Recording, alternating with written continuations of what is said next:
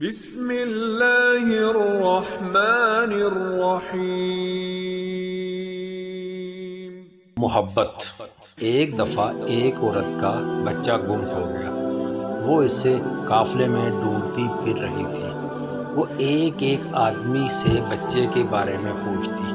بالآخر اس کا کھویا ہوا جگر گوشہ مل گیا۔ اس نے لپک کر اسے سینے سے لگا لیا، مگر اس سے یقین نہ آتا تھا۔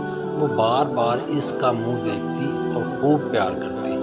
ہر شخص اس کی کیفیت سے متاثر ہو رہا تھا۔ عین اسی وقت آپ صلی اللہ علیہ وسلم صحابہ کرام سے مخاطب ہوئے اور فرمایا، کیا خیال ہے تمہارا، یہ عورت اپنے بچے کو آگ میں ڈال سکتی ہے؟ سب نے عرض کی، نہیں، یہ ایسا ہرگز نہیں کر سکتی، کیونکہ اسے اپنے بیٹے سے بے پناہ محبت ہے۔ آپ صلی اللہ علیہ وسلم نے یہ سن کر فرمایا، اللہ کو اپنے بندوں سے اس سے کئی گنا زیادہ محبت ہے۔ وہ ہرگز نہیں چاہتا اس کے بندے دوزخ کی آگ میں جلیں۔